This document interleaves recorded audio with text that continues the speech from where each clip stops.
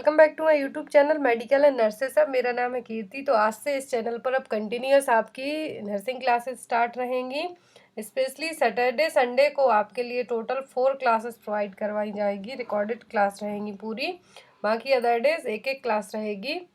तो यहाँ पर आज का जो टॉपिक है हमारा वो है paediatric and child health nursing, paediatric और चाइल्ड हेल्थ नर्सिंग। तो यहाँ पर हम इंट्रोडक्शन से स्टार्ट करेंगे कि इंट्रोडक्शन से आपको क्या क्या क्वेश्चन है जो आ सकते हैं। तो पीडियाट्रिक में क्या चीज़ें करवाई जाती हैं और इसमें से मोस्टली क्वेश्चन क्या आते हैं एग्ज़ाम में। हमारा यही व्यू रहा है इस चैनल पर कि जितने भी पेपर रहे, जितने भी आपको वीडियोस प्रोवाइड करवाए गए हैं, पर्पस एग्ज़ाम पर्पस से ही प्रोवाइड करवाए जाते हैं। तो यदि वीडियो अच्छा लगे तो लाइक ज़रूर करना और चैनल पर नए हैं तो चैनल को सब्सक्राइब करना। तो यहाँ पर आज हम बात करेंगे पीडियाट्रिक और चाइल्ड हेल्थ नर्सिंग की। तो आपका जो CHO का फॉर्म फिलअप हो रहा है उसके बारे में आपको थोड़ा सा बता दूं। बहुत सारे लोगों को बहुत ज़्यादा कन्फ्यूजन है, तो आप लोग बिल्कुल भी कन्फ्यूज ना हो। लिंक एक्टिवेट है SAIMS की ऑफिशियल वेबसाइट पर। आप चाहें तो मैं आपको स्टेप बाय स्टेप इस क्लास के बाद ज़रूर बताऊंगी कि आपको कैसे फॉर्म फिलअप करना है। इवन मैं अपना खुद का फॉर्म फिलअप करके आपको बता दूंगी, बट मैं फॉर्म फिलअप सबमिट नहीं करूंगी क्योंकि मुझे इस पोस्ट के लिए फॉर्म नहीं डालना है, बट मैं आपको ज़रूर बता दूंगी। तो यहाँ पर जितने भी क्वेश्चन हैं इस वीडियो में, वैसे तो हम पीडियाट्रिक और जितने भी नर्सिंग के सब्जेक्ट हैं ऑलमोस्ट जब भी आपके एग्ज़ाम पास में आते हैं आपको अच्छा कंटेंट प्रोवाइड करवाया जाता है और आपका सिलेक्शन भी होता है। तो मैं कभी नहीं कहूँगी कि मेरे चैनल के द्वारा पढ़ने से हुआ है कि अदर के पढ़ने से हुआ है, क्योंकि वो आपकी मेहनत है।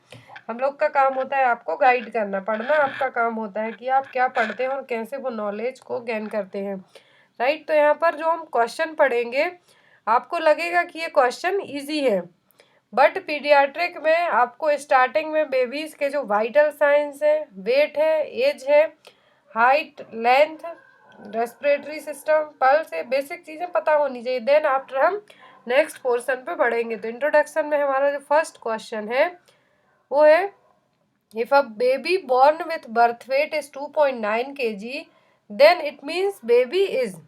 तो यदि किसी बेबी का बर्थ वेट 2.9 kg हुआ है एट द बर्थ, जन्म लेने के टाइम पर, तो इसका मतलब क्या है। ऑप्शन में LBW means low birth weight babies, very low birth weight babies, small for date and normal birth weight.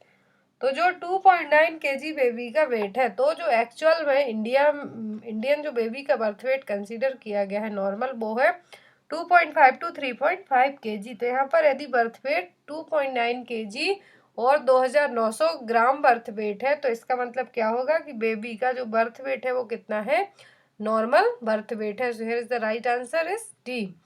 तो यहाँ पर हम बात करेंगे कि लो birth weight babies, very low birth weight babies, extremely low birth weight babies. तो ये LBW babies की कैटेगरी है।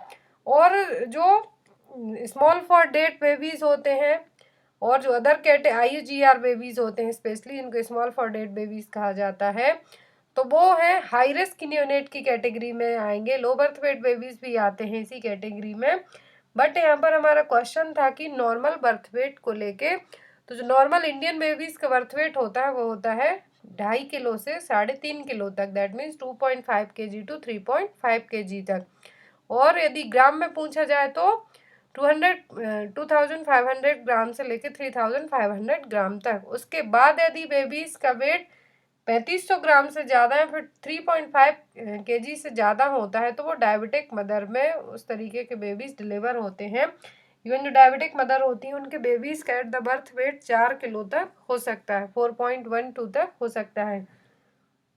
तो यहाँ पर बात करते हैं हम पहले लो बर्थ वेट बेबीज की। तो जिन बेबीज का वेट 2.5 kg से कम होता है या फिर लेस देन 2500 ग्राम और 2500 ग्राम से कम होता है बर्थ के टाइम पर, वो बेबीज कितने आते हैं, लो बर्थ वेट बेबीज में। सेकेंड है very low birth weight babies. तो लो बर्थ वेट बेबीज है यहाँ पर जब जेस्टेशनल एज भी कंप्लीट की हो बट बेबी का बर्थ वेट 2.5 kg से कम हो, तो वो लो बर्थ वेट बेबीज में आएंगे। दूसरा है very low birth weight babies. तो ऐसे न्यूनेट जिनका बर्थ वेट कितना हो, 1500 ग्राम से भी कम हो, 1.5 kg से भी कम हो बर्थ के टाइम पर, बेस्ड ऑन जेस्टेशनल एज। जो जेस्टेशनल एज टाइम पीरियड है 37 वीक कंप्लीट कर लिए, उसके बाद भी वेट इतना होता है, तो वो very low birth weight babies में आएंगे। थर्ड आते हैं extremely low birth weight babies, जिनका बर्थ वेट कितना हो, लेस देन 1 kg, 1 किलोग्राम और 1000 ग्राम से कम हो एट द बर्थ, तो वो क्या है, extremely low birth weight babies. तो ये लो बर्थ वेट बेबीज की कैटेगरी है। अब हम बात करेंगे नेक्स्ट क्वेश्चन की। नेक्स्ट क्वेश्चन है, what is the normal MUAC in normal newborn baby. तो mid upper arm circumference, mid upper arm circumference जो कि साकेट टेप से चेक किया जाता है। नॉर्मल न्यूबॉर्न बेबी का जो MUAC है वो कितना रहेगा। ऑप्शन में 12 to 16, 9 to 11, 16 to 17 या फिर 20 to 21 सेंटीमीटर। सभी वैल्यू सेंटीमीटर में है। तो मिड अपर आर्म सरकमफेरेंस है, किसके लिए चेक किया जाता है, न्यूट्रिशनल स्टेटस को चेक करने के लिए इस बेबीज में किया जाता है कि बेबीज हेल्थी है या नहीं, उसके लिए। तो यहाँ पर यदि जो न्यूबॉर्न बेबी है तो उसका मिड अपर आर्म सरकमफेरेंस कितना होगा। तो यहाँ पर जो अलग अलग वैल्यू दी हुई हैं, तो इसके अकॉर्डिंग जो इसका सही आंसर होगा वो होगा 9 to 11 सेंटीमीटर। यदि 11 सेंटीमीटर से कम होता है तब बेबी माल नरिश्ड कंडीशन में जाएगा, बट यदि न्यूबॉर्न बेबी का पूछा है तो 9 to 11 रहेगा। तो यहाँ पर आंसर क्या होगा, बी, 9 से 11। तो जो मिड अपर आर्म सरकमफेरेंस है ये लेफ्ट अपर आर्म में मेजर किया जाता है, mid point between the tip of the shoulder in the tip of the elbow. जो मिड पॉइंट है आपका वहाँ पर शोल्डर के यहाँ पर जो मिड पॉइंट रहेगा तो वहाँ से इसको एल्बो तक चेक किया जाता है। और इन न्यूट्रिशनल स्टेटस को असेस करने के लिए यूज़ किया जाता है MUAC। तो MUAC को है जो साकेट टेप रहता है उससे चेक किया जाता है इस तरीके से। इसकी अलग अलग वैल्यू भी हैं कि ग्रीन कलर है तो क्या शो करेगा, रेड, येलो। तो इसको हम बाद में देखेंगे। पहले बात करेंगे मिड अपर आर्म सरकमफेरेंस की। तो मिड अपर आर्म सरकमफेरेंस में जो वैल्यू चेक की जाती है तो वो अलग अलग एज में अलग अलग होती है। तो नॉर्मल न्यूबॉर्न बेबीज में यदि आपसे पूछते हैं एवरेज तो 9 से 11 रहेगी, बट यदि 1 साल में पूछते हैं तो 12 से 16, कितनी, 12 to 16 centimetre. 1 year to 5 year 16 to 17 centimetre. And then slow है जो ये गेन होगी। डिपेंड करता है आपकी डाइट पर, आपके न्यूट्रिशनल लेवल पर, कि जैसे जैसे आपकी एज बढ़ती है। तो नॉर्मली इतनी होनी चाहिए, जो रेंज दी है कि 1 से 5 साल में 16 से 17 सेंटीमीटर होना चाहिए। 12 साल की एज होती है, 12 ईयर होते हैं आप, तो 17 to 18 सेंटीमीटर होना चाहिए। 15 ईयर में 20 to 21 सेंटीमीटर। तो ये बेसिक एवरेज रेंज है कि आपका मिड अपर आर्म सरकमफेरेंस कितना होना चाहिए। यदि एक कम होता है, 11 से कम होता है, दैट मीन्स बेबीज क्या है, माल न्यूट्रिशन की कंडीशन में है। तो आपको ये रेंज याद करनी है। और जो मिड अपर आर्म सरकमफेरेंस है इसको चेक करने के लिए टेप यूज किया जाता है जिसको हम कहते हैं साकेट टेप। क्या कहते हैं, साकेट टेप। तो यदि इसमें ये जो MUAC चेक किया जा रहा है तो एक ग्रीन लाइन पर शो होता है, दैट मीन्स क्या है, न्यूट्रिशनल लेवल आपका ओके है। येलो में आते हैं तो आप माल नरिश्ड हैं। यदि आप रेड में आते हैं मतलब कि बहुत ही ज़्यादा सीवियर माल न्यूट्रिशन की कंडीशन है। तो आपको ये तीनों वैल्यू याद रखनी है। नेक्स्ट क्वेश्चन है यहाँ पर, in stage of growth and development which stage is considered toddler group. तो यहाँ पर हम एक क्वेश्चन में आपके एटलीस्ट 5 से 6 क्वेश्चन क्लियर होते जा रहे हैं। तो आपको सभी क्वेश्चन में जरूरी नहीं है कि आपको पर्टिकुलर सेम क्वेश्चन आए, बट एक क्वेश्चन एग्जाम में आते हैं, इसीलिए विथ रेशनल के आपको बता रही हूँ कि आपको याद रखना है। तो ग्रोथ और डेवलपमेंट की स्टेज में टोडलर ग्रुप किसको कंसीडर किया जाता है। ऑप्शन में है 0 to 28 days, 28 days to 1 year, 1 year to 3 year, 3 year to 6 year। तो जो टोडलर ग्रुप पूछा है यहाँ पर, तो टोडलर ग्रुप कैटेगरी के लोग कौन होते हैं, तो वो होते हैं 1 साल से लेके 3 साल तक की एज ग्रुप के बच्चे, 1 year to 3 year age group. 0 to 28 days जो कि pre natal period post natal period कहलाएगा। तो यहाँ पर जितनी भी एज ग्रुप दी हुई है सभी पोस्ट नेटल ग्रुप की पीरियड है। तो 3 कैटेगरी में डिवाइड किया जाता है generally, pre natal, post natal and intranatal. तो जो यहाँ पर stage and growth and development की स्टेज में टोडलर ग्रुप है वो क्या है, 1 से 3 साल तक की एज ग्रुप के बच्चे। तो हम बात करेंगे प्री नेटल पीरियड की। तो प्री नेटल पीरियड कब कंसीडर किया जाता है, जब 0 to 14 डेज हुए हैं कॉन्सेप्शन के बाद, तो वो टाइम पीरियड क्या कहलाएगा, ओवम। सेकंड है एम्ब्रियो, 14 14 डेज से लेके 8 वीक तक का टाइम। कभी कभी इस तरीके से भी आपको एग्जाम में आ सकता है कि यदि 14 डेज या फिर 2 वीक टू 8 वीक तक का जो ड्यूरेशन है वो क्या कहलाता है, एम्ब्रियो। आफ्टर 8 वीक 8 हफ्ते के बाद है जो टाइम पीरियड क्या कहलाता है, 8 हफ्ते से लेके बर्थ तक, बेबी बर्थ तक, वो क्या कहलाएगा, फीटस पीरियड। बात करते हैं हम पोस्ट नेटल की। Basically question post natal period से आते हैं, यदि पीडियाट्रिक में से क्वेश्चन बनते हैं आपको तो न्यूनेट और न्यूबॉर्न कब कहे जाते हैं, बेबी जन्म लेने से लेके 28 दिन तक, 0 to 28 डेज। इन्फेंसी पीरियड पूछते हैं तो 28 दिन से 1 साल तक का बच्चा। टोडलर में आएंगे 1 year to 3 year। Pre school में 3 year to 6 year जो किंडरगार्टन बेबीज होते हैं, प्री स्कूलिंग वाले बेबीज। स्कूल एज गोइंग में चिल्ड्रन में कौन से आएंगे, 6 साल से लेके 10 साल तक के, 6 year to 10 year। एडोलेसेंट, तो एडोलेसेंट में प्यूबर्टी टू एडल्टहुड, तो प्यूबर्टी की भी अलग अलग स्टेज होती हैं। एडोलेसेंस है जो 10 साल से लेके, अकॉर्डिंग टू WHO के 10 साल से लेके 18 year 19 year एज ग्रुप के बच्चे एडोलेसेंट एज ग्रुप में आते हैं। तो एडोलेसेंट एज ग्रुप को फिर डिवाइड कर दिया गया अर्ली, मिडिल एंड लेट। तो अर्ली एडोलेसेंट है 12 to 14 ईयर, मिडिल 14 से 16 और लेट 16 to 20। तो यहाँ पर पोस्ट नेटल पीरियड में आपको एक टाइम पीरियड याद रखना है। नेक्स्ट है यहाँ पर question, what is the normal pulse rate of a child whose age is 1 to 2 year. यदि किसी बच्चे की एज 1 से 2 साल तक है तो उसकी जो पल्स रेट है वो क्या होगी। एग्जैक्ट एज पता नहीं है, 1 to 2 ईयर बस पता है, तो उसकी पल्स रेट क्या होगी नॉर्मल।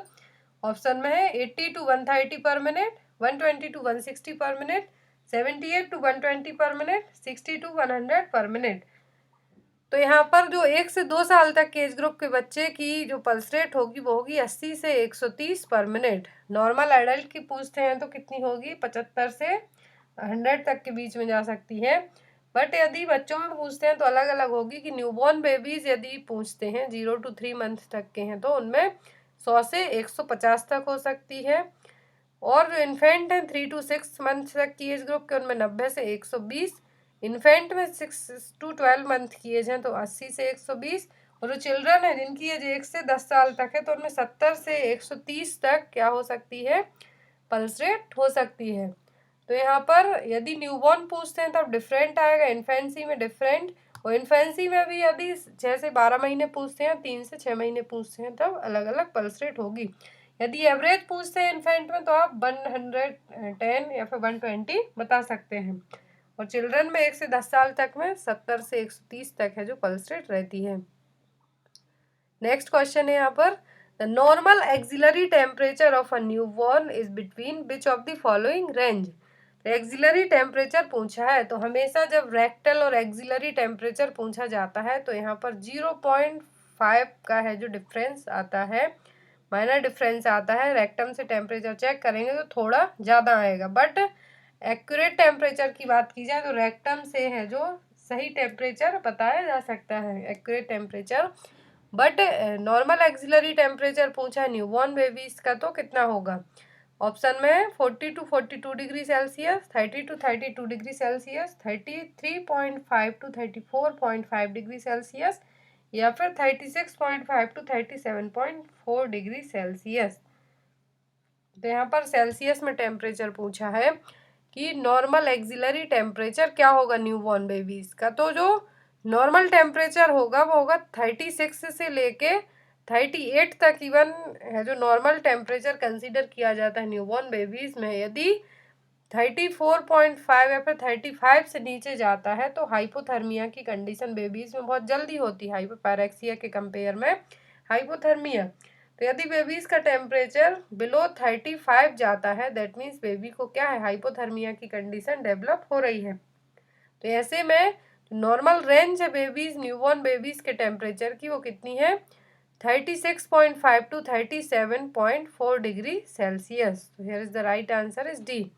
तो जो न्यूबॉर्न बेबीज का वाइटल साइन आपको पता होना चाहिए, पल्स 120 से 160 तक हो सकती है, बट स्लीपिंग पैटर्न और क्राइंग पैटर्न में अलग अलग हो जाती है। तो यदि स्लीपिंग पैटर्न में पूछते हैं तो 80 रहेगी, क्राइंग में पूछते हैं तो अप टू 180 तक जा सकती है। रेस्पिरेशन की बात की जाए तो 30 to 60 रेस्पिरेशन पर मिनट होगा बेबीज में, क्योंकि बहुत सारे लोगों के डाउट्स होते हैं कि उनका बच्चा बहुत फास्ट ब्रीथ कर रहा है या फिर सोने के टाइम पर ज़्यादा ब्रीदिंग कर रहा है, तो ऐसा कुछ भी नहीं है।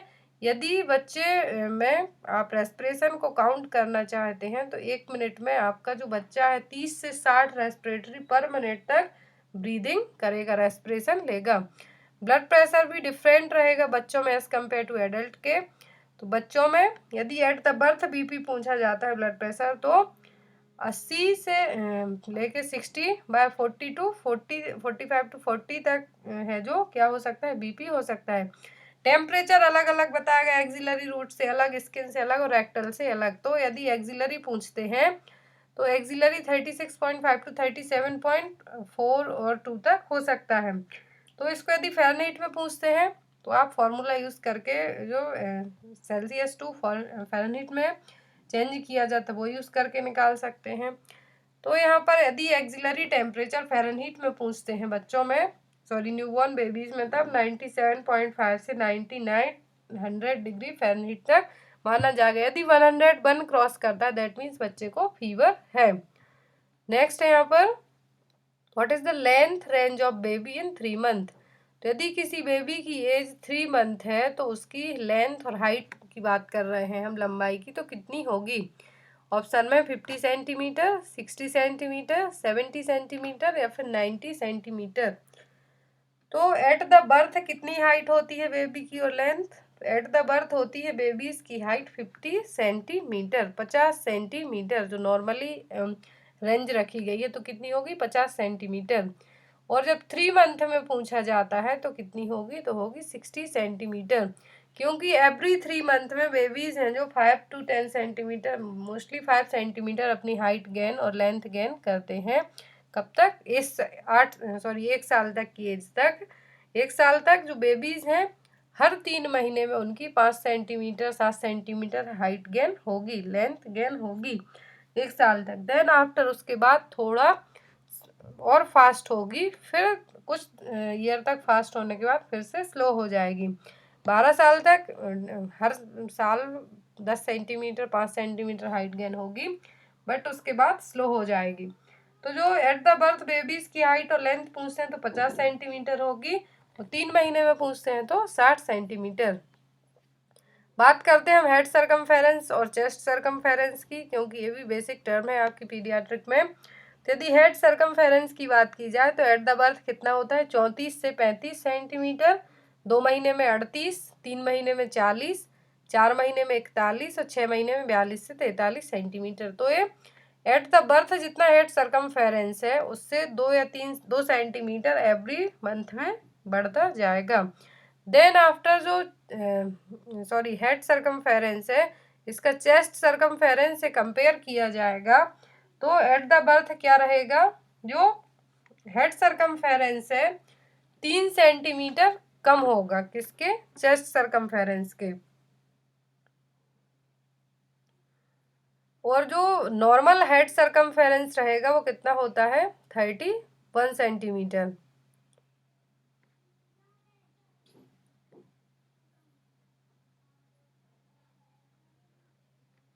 तो यहाँ पर एट द बर्थ बात हो गई हेड सर्कमफेरेंस की। अब दूसरा है यहाँ पर चेस्ट सर्कमफेरेंस है, टाइपिंग मिस्टेक हो गई है यहाँ पर।